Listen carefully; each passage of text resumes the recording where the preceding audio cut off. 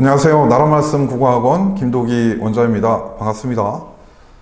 오늘은 지난번 수능 2024학년도 수능 총평에 이어서 좀 난이도가 있었던 그런 문제가 수록된 지문 두 개를 좀 분석하는 그런 시간, 그 첫 번째 시간을 가져보도록 하겠습니다. 그래서 오늘은 이 비문학 지문 8번에서부터 10번 문제에 해당하는 이 지문을 좀 분석하고 관련된 문제를 좀 풀어볼 텐데요. 10번 문제가 오답 랭킹 원매는 1위, 화작은 2위였던 좀 난이도 높은 문제였습니다. 그래서 이 지문 함께 좀 분석해 보도록 하겠습니다. 자, 그러면 가도록 하죠.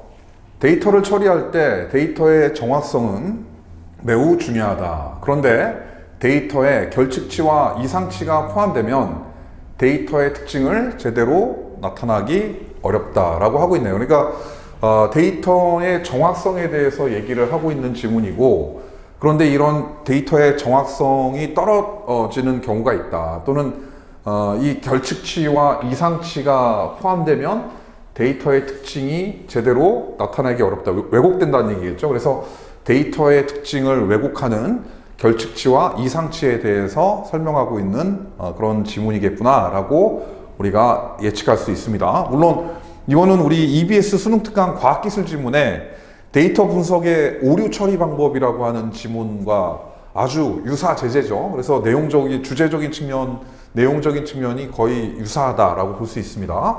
자, 다음 단락으로 가죠. 결측치는 데이터 값이 빠져 있는 것이다. 결측치를 처리하는 방법 중 하나인 대체는 다른 값으로 결측치를 채우는 것인데, 그래서 지금 이 지문에서는 데이터 값이 빠져 있는 것이 결측치가 되고, 이 결측치에 데이터 값이 빠진 것을 채우는 방법, 해결하는 방법이 바로 대체라고 하는 것이 있다. 그래서 이 대체에 대해서 소개하고 있네요. 대체하는 값으로는 평균 또는 중앙값, 최빈값을 많이 사용한다. 그래서 이 대체하는 값에 대해서 얘기하고 있는데, 하나는 평균으로 데이터 값이 빠질 때 채워 넣는 방법이, 평균을 채워 넣는 방법이 있고, 그 다음에 중앙값을 이 대체해서 데이터의 결측치에 해당하는 그 값을 채워 넣는 방법이 있고, 최빈값을 통해서 또 결측치를 대체하는 그런 방법이 있다라고 얘기하고 있네요. 자, 다음. 그래서 이 중앙값은 데이터를 크기 순으로 정렬했을 때 중앙에 위치한 값이다 라고 하고 있네요. 자, 크기가 같은 값이 복수일 경우에도 순위를 매겨 중앙값을 찾고, 데이터의 개수가 짝수이면 중앙에 있는 두 값의 평균이 중앙값이다 라고 하고 있네요. 그러니까 이따가도 또 말씀을 드리겠지만, 예를 들어서 이제 프로 선수들의 어떤 연봉들을 쭉 나열했을 때, 가운데에 해당하는 그 전체 인원이 5명이라고 했을 때, 이 가운데에 해당하는 인물의 이 연봉을 중앙값으로 설정해서 그것을 빠진 대체값으로 활용을 한다라는 내용이 되는 거고요. 그런데 간혹 이게 짝수인 수가 있을 수 있지 않습니까? 그러면 홀수인 경우에는 가운데를 설정할 수가 있지만, 짝수인 경우에는 중앙에 해당하는 값이 둘이기 때문에 그런 경우에는 이 둘을 평균을 내가지고 중앙값을 설정한다라고 하는 내용인 것 같네요. 자, 다음. 또 최빈값은 데이터에 가장 많이 나타나는 값을 이른다. 일반적으로 데이터 값이 연속적인 수치이면 평균으로, 석차처럼 순위가 있는 값에는 중앙값으로, 그러니까 어떤 데이터 값이 수치, 그러니까 프로 선수들의 어떤 연봉처럼 이것이 연봉 1억, 7천만 원, 6천만 원, 5천만 원, 4천만 원 이런 식으로 해서 연봉이 순서대로 이렇게 쭉 나열되어 있는 경우에는, 연속적으로 나열되어 있는 경우에는 평균을 산출하고, 1, 2, 3, 4, 5, 6 등의 점수대들을 쭉 순위별로 이렇게 쭉 나열했을 때는 중앙값으로 삼는다라는 것이고요. 직업과 같이 문자인 경우에는 최빈값으로 결측치를 대체한다라고 하고 있네요. 자, 이 최빈값 같은 경우 좀 말씀을 드리면, 어떤 날씨와 관련된 데이터를 우리가 분석하는 경우에 뭐 날씨에서 뭐 흐림이 이렇게 나오고 그리고 날씨가 맑음, 갬, 또 그 다음에 비, 또 뭐 흐림, 그리고 데이터가 결손 이렇게 빠져가지고 결측치가 발생하는 경우, 또 여기에 흐림, 비 이렇게 나왔다면 이 중에서 가장 많이 등장하고 있는 이 흐림이라고 하는 데이터 값으로 이 결측치를 대체한다 라고 이렇게 이해하시면 될 것 같습니다. 자, 그러면 또 다음 단락으로 가도록 하죠. 자, 다음 단락. 이상치는 데이터의 다른 값에 비해 유달리 크거나 작은 값으로, 그러니까 지금 앞에 단락에서는 결측치에 대해서 얘기를 했었고, 지금 이 단락은 이상치에 대해서 정의를 내리고 있는데, 어떤 다른 값에 비해 유달리 크거나 작은 값이다. 자, 그런데 이 이상치가 왜 발생하는가? 데이터를 수집할 때 측정 오류 등에 의해서 주로 생긴다. 그러나 또 주목해야 되겠죠? 그러나 정상적인 데이터라도 데이터의 특징을 왜곡하는 데이터 값이 있을 수 있다. 자, 그래서 이 이상치 같은 경우에는 데이터의 다른 값에 비해서 상당히 크거나 작은 값에 해당이 되는데, 그것이 데이터의 특징을 왜곡할 수 있다는 거죠. 그런데 이런 이상치가 발생하는 경우는 데이터를 수집하는 과정에서 오류에 의해서도 발생하기도 하지만, 정상적으로 데이터를 수집했을 때도 이 최고의 값과 유달리 큰 값과 유달리 작은 이 값이 나타날 수 있다라는 걸 여러분들이 또 기억하시면 되고요. 이것이 또 뒤에 문제와 관련이 있는 그런 지문이기도 하죠. 자, 뭐 그렇게 어려운 내용은 아닙니다. 예를 들어서 구체적 사례가 나오네요. 데이터가 어떤 프로 선수들의 연봉이고 그중 한 명의 연봉이 유달리 많다면, 그러니까 그중 한 명의 연봉이 바로 이상치에 해당이 되는 거겠죠? 많다면 이상치가 포함된 데이터에 해당한다. 이런 데이터의 특징을 하나의 수치로 나타내려는 경우 대표값으로 평균보다 중앙값을 주로 사용한다라고 하고 있네요. 그러니까 뭐 제가 예를 들어 드리면, 뭐 프로야구 선수들이 이렇게 있는데, 뭐 A 선수는 연봉이 막 외국에까지 막 나가서 활동해가지고 10억이 되고, B 선수는 뭐 1억이 되고, C 선수는 뭐 8천만 원 정도가 되고, D 선수는 뭐 7천만 원이 되고, 그 다음에 E 선수는 뭐 5천만 원이 이렇게 된다고 했을 때, 이게 한국 프로야구 선수들의 어떤 연봉을 평균으로 계산해 버리면 평균의 함정이라고 하죠. 이 A 선수의 연봉이 상당히 높기 때문에 전체적인 우리 프로야구 선수들의 연봉이 높은 값으로 이렇게 나오죠. 그러면 이것은 어떻게 보면 데이터의 특징을 왜곡하게 되기 때문에, 이런 경우에는 이 중앙값, 이 C 선수, 이 중앙값에 해당하는 이 데이터를 기준으로 이것을 대표값으로 설정한다. 이 데이터의 특징을 잘 표현할 수 있는 대표값으로 설정한다. 이 말을 지금 구체적으로 사례를 통해서 얘기를 하고 있는 것이다 라고 할 수 있습니다. 자, 그러면 이제 다음 단락으로 가도록 하죠. 자, 그러면 다음 단락으로 가도록 하겠습니다. 평면상에 있는 점들의 위치를 나타내는 데이터에서도 이상치를 발견할 수 있다. 대부분의 점들이 가상의 직선 주위에 모여 있다면 이 직선은 데이터의 특징을 잘 나타낸다고 할 수 있다. 뭐 이런 경우에 여러분들 그 뒤에 문제에 이 지문과 관련된 어떤 좌표상의 그래프가 주어진다면 그것을 활용하면 될 텐데요. 뒤에 보면 문제에 이제 이것과 관련된 그래프가 없죠. 그런 경우에는 뭐 학생들이 그냥 추상적으로 이해하는 것보다, 머릿속으로 이해하는 것보다 옆에 여백에다가 그것을 좀 그리면서 이해해도 확실하게 좀 이해가 좀 잘 되는 경우가 있습니다. 예를 들자면 여기에도 이 좌표를 제가 좀 그려보면 이 Y축과 X축 사이에 여러 점이 있다 이거죠. 이렇게 점이 있는데 이 점을 지나는, 점 사이를 지나는 어떤 직선이 있을 수 있다. 그런데 이 직선과 멀리 떨어져 있는 어떤 점이 있을 수 있는데, 이 멀리 떨어져 이 직선과의 거리가 가장 먼 이 점이 바로 이상치에 해당이 된다. 뭐 이런 내용이 되겠죠. 그래서 이 직선이 있고 이 직선 주위로 이렇게 점들이 있는데 이 점들과 멀리 떨어진 이 점, 이것을 우리가 이상치라고 한다라는 거 뭐 쉽게 이해가 되지 않습니까? 그런데 이 그래프는 사실 이 다음 단락을 이해하는데 상당히 좀 많은 도움을 주죠. 자, 그러면 다음 단락으로 가도록 하겠습니다. 자, 다음 이상치를 포함하는 데이터에서 직선 L을 찾는다고 하자. 이때 사용할 수 있는 기법의 하나인 A 기법은 두 점을 무작위로 골라 정상치 집합으로 가정하고 이 두 점을 지나는 후보 직선을 그어서 나머지 점들과 후보 직선 사이의 거리를 구한다. 이 거리가 허용 범위 이내인 점들을 정상치 집합에 추가한다. 이 정상치 집합의 점의 개수가 미리 정해둔 기준, 즉 문턱값보다 많으면, 자, 그래서 이 문턱값도 좀 주목하셔야 돼요. 그래서 정상치 집합의 점의 개수가 미리 정해둔 기준이 문턱값이 되죠. 이 문턱값보다 많으면 후보 직선을 최종 후보군에 넣는다라고 하고 있네요.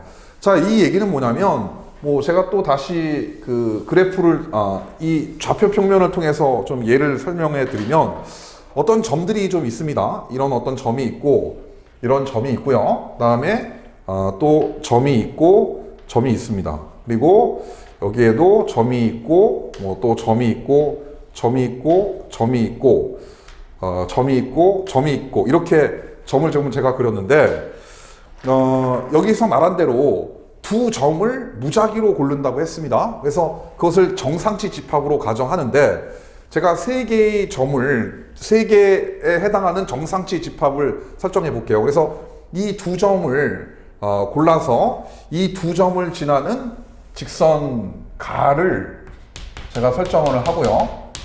직선 가고 또 이 두 점을 지나는 직선 나를 이렇게 설정을 했습니다.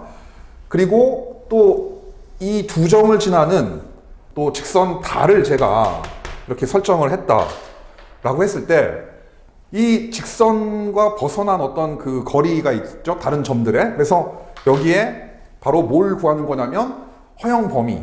거리의 허용 범위를 제가 설정을 하면 이 허용 범위를 파란색의 실선으로 이렇게 거리를 허용 범위를 제가 각 직선마다 설정을 할게요. 자, 그랬을 때 이 허용 범위 안에 있는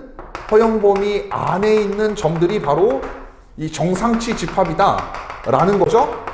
그러면 예를 들어서 이 직선 가 같은 경우에 허용 범위에는 뭐 점 두 개만 이렇게 지나고 있으니까 점 두 개만 있는 것이고, 나 같은 경우에는 이 허용 범위까지 포함하면 점이 4개가 있는 것이고, 다 같은 경우에는 점이 6개가 있는 거죠. 자, 이렇게 허용 범위를 만들어서 정상치 집합을 이렇게 설정한다라는 내용인 거죠. 그래서 이 최종 이런 후보 직선들 3개의 후보 직선을 이렇게 설정해 볼 수 있다라는 겁니다. 뭐 그렇게 어려운 건 아닌 것 같아요. 그런데 이 문턱값보다 많으면 후보 직선을 최종 후보군에 넣는다라고 했어요. 그러면 제가 여기에 문턱값을 제가 3이라고 만약에 하면 여기에 직선 가는 문턱값 3에 해당 미흡하죠? 문턱값 3보다 적은 이런 정상치 집합을 가지고 있으니까 직선 가는 후보에서 탈락이 되고, 문턱값 3보다 많은 거는 이 나 직선과 다 직선이 설정이 되겠죠? 그래서 이 문턱값을 3으로 설정하는 경우에 나 직선과 다 직선이 최종 후보가 되는 거고, 그 다음 단계에 또 문턱값을 높여서 문턱값을 제가 5로 설정해 버리면 이때 문턱값 5보다 많은 그런 점들을 가지고 있는 직선은 다에 해당이 되는 거고, 이 나 같은 경우에는 탈락되는 거죠. 그랬을 때 이제 최종 후보에 오르는 것이 바로 이 다 직선이 이 데이터의 어떤 특징을 잘 보여주고 있는 직선 L에 해당이 된다. 그 얘기가 이제 나오게 됩니다. 자, 이제 마저 볼까요? 자, 그래서 반대로 점의 개수가 문턱값보다 적으면 후보 직선을 버린다라고 했죠. 그래서 문턱값을 3으로 설정했을 때 이 직선, 후보 직선 가는 버려지는 것이고, 또 문턱값을 좀 높여서 문턱값을 5로 설정을 하게 되면 이 후보 직선 나도 버려지는 게 된다라는 거고요.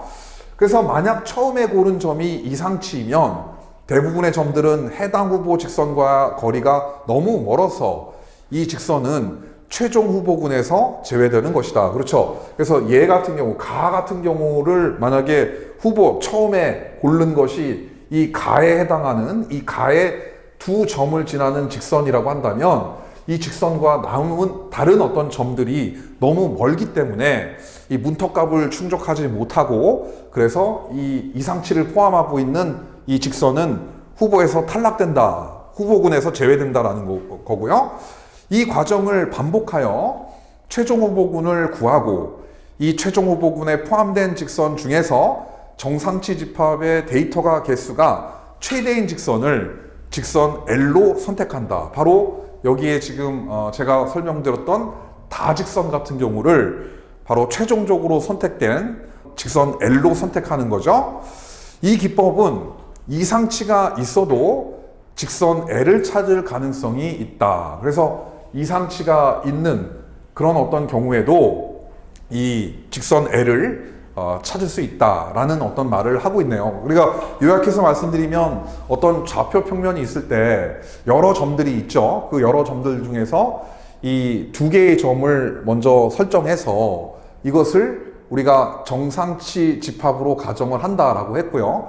그리고 나서 이제 나머지 점들과의 어떤 거리를 구하고, 그 다음에 허용 범위를 설정한 다음에 이 허용 범위에 들어올 수 있는 어떤 정상치 집합을 생각한 다음에 일단 문턱값을 설정하고, 그 정상치 집합에 몇 개의 어떤 그런 데이터들이 포함됐느냐를 문턱값으로 설정한 다음에 그것보다 많으면 후보로 남기고 많지 않으면 후보에서 탈락시킨다라는 내용이 되겠습니다. 그렇게 하다 보면 이상치가 포함되어 있는 직선은 이 최종적으로 선택되는 L직선이 될 수가 없다. 뭐 그런 어떤 내용을 담고 있는 그런 지문이 되겠고요. 아까도 말씀드렸듯이 이것을 머릿속으로 막 무슨 말일까 이렇게 몇 번 읽어서 보려고 하는 것보다는 그 시간에 이렇게 좌표 평면을 그리고 실제적으로 지문에 있는 내용을 자기가 한번 도식화하면서 이해하면 좀 쉽게 이해가 되는 그런 어떤 지문이 아니었을까라고 생각이 듭니다. 자, 그러면 다음으로는 이제 저와 함께 문제를 살펴보면서 이것은 왜 답이고 이것은 왜 답이 되지 않는지 좀 어려운 문제 위주로 제가 좀 설명을 드리는 시간을 갖도록 하겠습니다. 자, 그러면 이 문제와 관련한 이제 설명을 좀 드리도록 하겠습니다. 그 윗글을 이해한 내용으로 적절하지 않은 것은, 좀 쉬운 거는 뭐 제가 좀 답 위주로 좀 설명을 좀 드릴게요. 그래서 답이 3번이 답이 되는데, 데이터가 정상적으로 수집되면 이상치가 존재하지 않는다. 그렇죠? 아니었죠. 우리가 세 번째 단락이었나요? 거기서 보면 데이터를 수집할 때 어떤 왜곡에 의해서, 오류에 의해서도 이런 이상치가 발생이 되지만, 정상적으로 이렇게 수집하는 단계에서도 이 가장 높은 값이나 크기가 가장 적은 값이 이렇게 이상치로 이렇게 수집이 될 수 있다 라는 내용이 나왔었습니다. 그래서 답은 3번이 답이 되고요. 뭐 예를 들어서 1번 같은 경우 데이터가 수치로 구성되지 않아도 최빈값을 구할 수 있죠. 그래서 제가 예를 들었을 때 뭐 날씨를 예를 들었는데, 뭐 흐림, 맑음, 비 뭐 이런 식으로 문자인 경우에도 이렇게 최빈값을 구해서 결측치를 채워 넣을 수 있습니다. 자, 다음 9번으로 이제 가도록 할까요? 9번 같은 경우에 그 가장 그 윗글을 참고할 때 기억의 이유로 가장 적절한 것은 이렇게 되어 있네요. 자, 그러면 기억을 좀 보시면 여기서 이 대표값으로 평균보다 중앙값을 주로 사용한다라고 하고 있죠. 그래서 여러분들 이 비문학 독서 같은 경우에 어떤 밑줄이 쳐져 있으면 그 밑줄만 보려고 하지 마시고 그 밑줄의 앞문장이나 뒷문장 또는 그 밑줄을 포함하고 있는 단락을 여러분들이 좀 이해를 좀 하셔야 되죠. 그러니까 여기에서 이 대표값으로 평균보다 중앙값으로 주로 사용하는 이유는 바로 이 예를 통해서 이런 어떤 내용이 나온 거지 않습니까? 그래서 이 예가 바로 이 프로 선수들의 연봉 같은 경우에 어떤 한 선수가 너무 연봉이 높으면 전체적으로 다른 선수들의 연봉과 합산해서 평균을 내는 경우에 그 값이 높아지기 때문에 일반적인 어떤 선수들의 평균 연봉보다 좀 높게 산출이 되는 경우가 있다. 그래서 그것을 막기 위해서 그런 이상치가 포함되어 있는 그런 데이터의 경우에 그것을 막기 위해서 평균으로 산출하는 것이 아니라 중앙값으로 그 프로 선수들의 연봉의 특징을 이렇게 나타내는 대표값으로 설정한다. 뭐 그런 어떤 내용을 생각하시면서 보신다면 이 중앙값은 극단에 있는 이상치의 영향을 덜 받는다라고 하는 답을 쉽게 답을 이렇게 선택할 수 있었죠. 자, 다음은 이제 10번 문제 한번 살펴보도록 하겠습니다. 10번 문제 가장 오답률이 높은 문제였다고 했죠. 언매 1위, 그 다음에 화작은 2위에 해당이 됩니다. 기억과 관련해서 윗글의 A 기법과 보기의 B 기법을 설명한 내용으로 가장 적절한 것은 하고 있네요. 자, 그런데 이제 이런 유형 같은 경우에 좀 제가 풀이의 팁을 좀 드리면 이런 문제의 선택지를 한번 좀 보시면요. 선택지를 보시면 이런 구성으로 되어 있죠. 뭐 A 기법과 B 기법 모두 최적의 직선을 찾기 위해 최대한 많은 점을 지나는 후보 직선을 가정한다.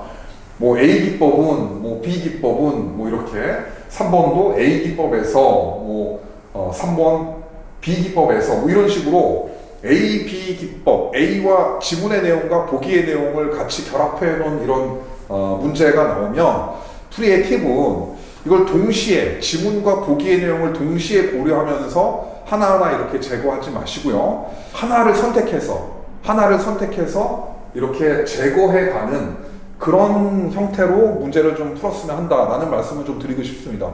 그러니까 이 문제가 가장 적절한 것을 고르시기 때문에 지문에 있는 내용인 A 기법을 생각하면서 하나라도 아닌 게 나오면 굳이 B를 적용해 볼 필요는 없는 거죠. 답이 아니기 때문에. 만약에 이런 문제 유형이 적절하지 않은 것을 고르시오라고 한다면 지문에 있는 내용을 기준으로 A를 이렇게 적용해 가다가 틀린 설명이 나오면 그게 또 답이 되는 거니까 또 굳이 B를 적용하지 않아도 되는 거죠. 그래서 그런 어떤 방법을 좀 꼭 취하셨으면 좋겠고요. 뭐 지문이나 이 보기나 어떤 걸 선택할 것인지는 사실 본인이 좀 잘 이해한 내용으로 먼저 선택지를 제거하는 쪽으로 좀 가라. 그러니까 지문의 내용을 본인이 좀 잘 완벽하게 이해가 돼서 이 A 기법을 확실하게 이해했다면 이 A 기법에 해당하는 걸로 이 답지를 제거해 가면서 답을 좁혀라. 그리고 제거한 것을 더 이상 보지 말고 이제 남은 것이 선택지가 2개 정도라면 B를 보면서 이 B의 내용을 이해하고 이 나머지 남은 선택지에서 정답을 골라라. 이런 말씀을 좀 드리고 싶습니다. 자, 그러면 먼저 이제 우리가 A 지문에 있는 내용을 이해했으니까 우리 보기의 내용을 적용하지 않고 한번 이 A에 해당하는 부분만 한번 적용해서 선택지를 한번 좁혀볼까요? 자, 가봅시다. 먼저 A 기법과 B 기법은 모두니까 A 기법만 봅시다. A 기법은 최적의 직선을 찾기 위해 최대한 많은 점을 지나는 후보 직선을 가정한다라고 하고 있네요. 그런데 우리가 처음에 A 기법 같은 경우 지문에 있는 내용에서 이 후보 직선으로 이상치를 포함한 직선도 후보 직선으로 설정했죠. 그렇기 때문에 최대한 많은 점을 지나는 것만을 후보 직선으로 가정한다는 것은 틀린 설명이 되는 거죠. A를 봤을 때. 그래서 얘는 답이 되지 않습니다. 그래서 A 기법을 적용했을 때 답이 되지 않고요.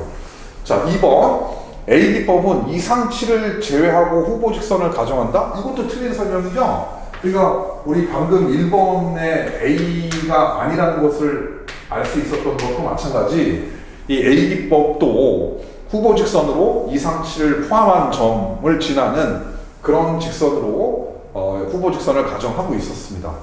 자, 3번 A 기법에서 최종적으로 선택한 직선은 이상치를 지나지 않지만, 네, 이거는 뭐 마지막 단락에서 나왔던 내용이니까 이 부분은 맞는 내용이 되겠네요. 우리가 3번 같은 경우는 답이 될 가능성이 아직 있네요. 이제 이때 B를 적용하는 겁니다.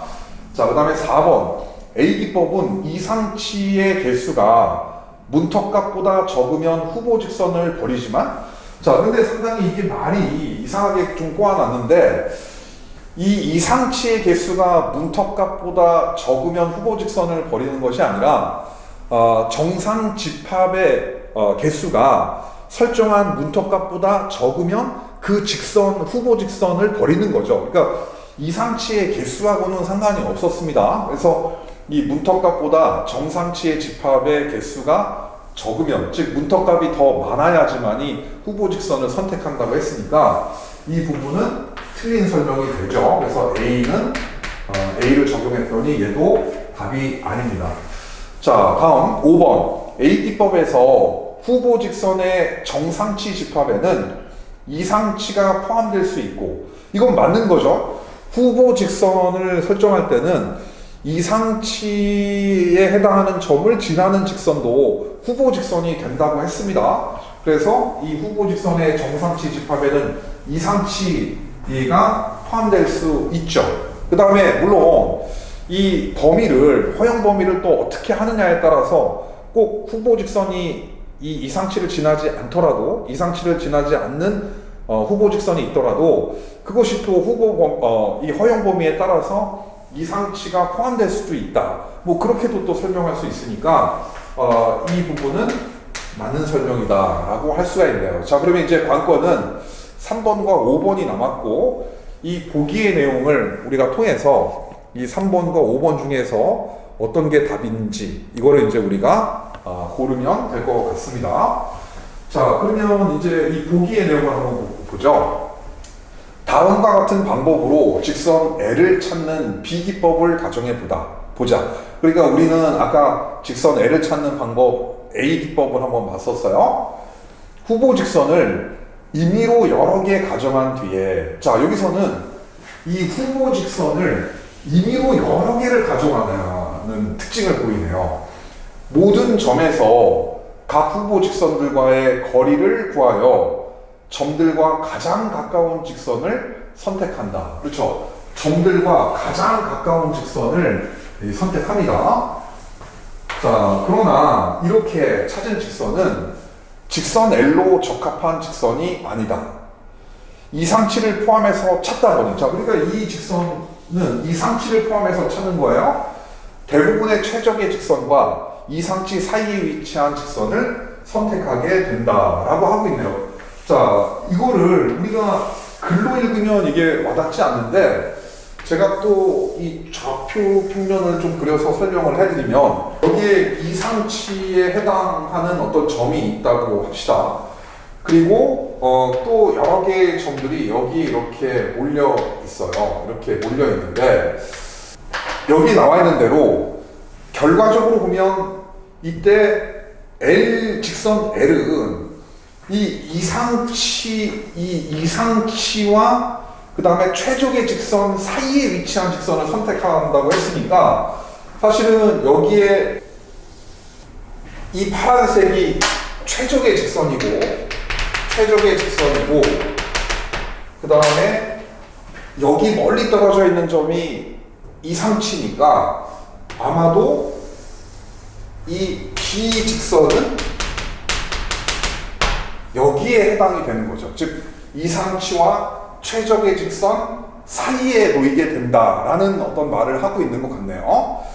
자, 그래서 이 내용은 뭐 이렇게 간단하게 생각을 하고, 그러면 이거를 관련해서 우리가 이제 남은 이제 3번하고 그 다음에 5번 중에서 답이 무엇인지 이제 보면 될 것 같아요. 그러면 3번 같은 경우에 봅시다. 이 A기법에서 최종적으로 선택한 직선은 이상치를 지나지 않지만, 뭐 이거는 이제 맞다고 했습니다.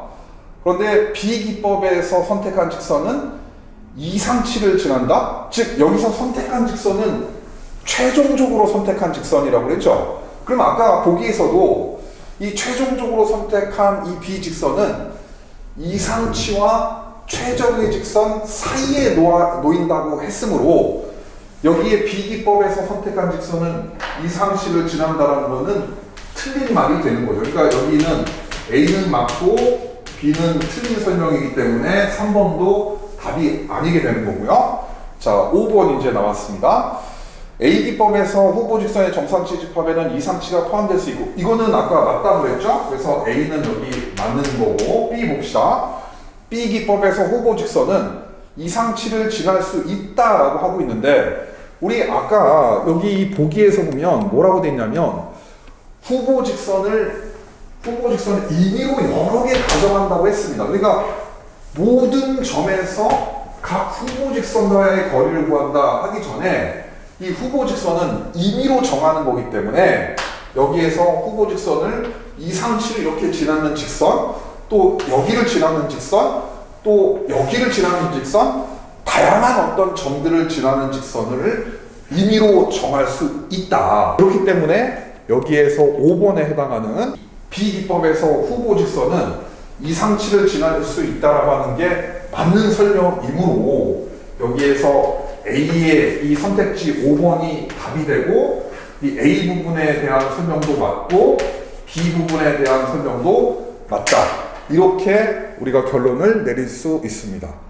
자, 마지막 문제. 11번 문제는 뭐 어휘니까 답과 관련해서만 좀 말씀드리면 11번의 답은 2번에 해당이 되는 거죠. 그래서 바꿔쓰기에 가장 적절한 것은 라고 했는데, 질문해 보시면 여기 그 A가 나타나기고, 자, 이 뭐 B가 빠져있는, 결축치는 데이터 값이 빠져있는 같은 경우에 바꿔 쓸 수 있는 단어는 여기서 뭐 누락되어를 집어넣으면 되는 거였습니다. 그래서 뭐 크게 어려운 어떤 내용은 아니다. 뭐 이런 말씀을 좀 드리고 싶습니다. 자, 다음에 이 수능 기출 현대소설, 또 난이도 높았던 문제가 수록되어 있는 현대소설과 관련해서 또 해설 수업에 다시 만나 뵙도록 하고요. 오늘 열심히 들어주셔서 고맙습니다.